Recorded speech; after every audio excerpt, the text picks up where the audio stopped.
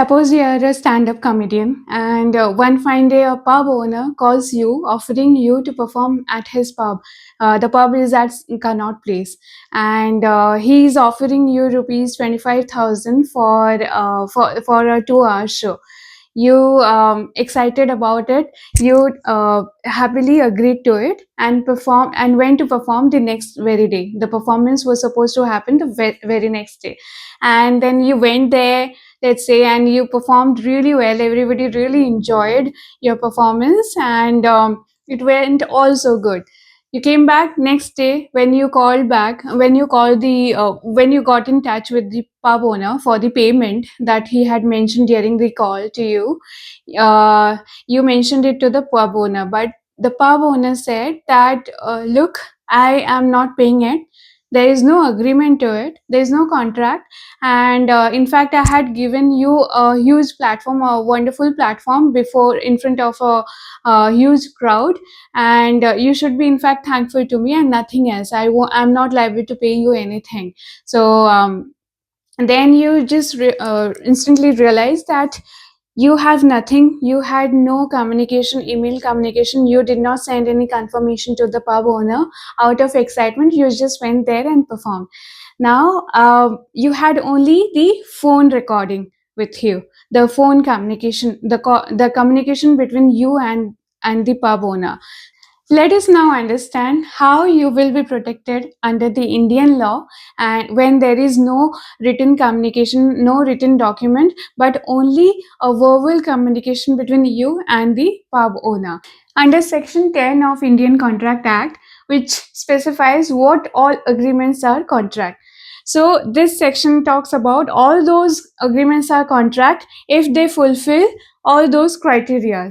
Let's start with the first criteria, which talks about offer and acceptance. So in your case, what you can do is you can rely on the call log that this pub owner had called you a day before the performance at his pub. And let's say on the day of the performance, you had some very casual communication between each other. Like you and the pub owner were just talking about when the pub owner is asking, when are you reaching, hi, and hi, bye, or whatever it is, all the general communication, but there is no specific mention of payment of rupees 25. Even then, if there is a communication, consistent communication, even if it's very casual, you can show that on the date of performance you had this communication with this pub owner, which obviously would refer to some inference that there was some offer and acceptance, and there was some performance which is going to happen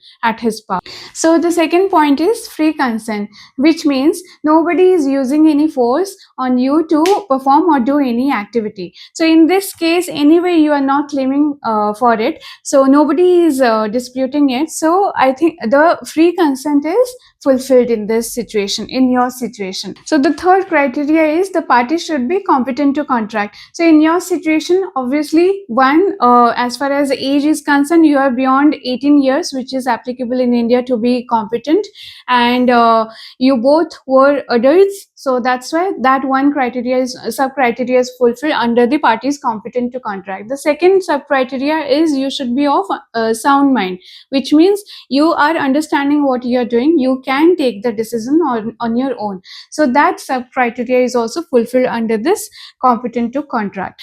Then the fourth criteria is lawful consideration. Now, when we discussed about the first point where we said that obviously there were so many communication, verbal communication, then WhatsApp communication, like, hey, you are coming, or reaching, or bye. So in that specific scenario, if you will remember, you haven't mentioned, there was nothing mentioned in the WhatsApp that rupees so and so would be paid to you. But here, since all these criteria are fulfilled, you can the court can consider the can consider and presume that the lawful consideration could be paid, and this lawful consideration or payment can be made based upon your usual payments that you might be taking from other contracts or under Indian Contract Act, for example, in your situation, when there was this live performance, everybody had really enjoyed,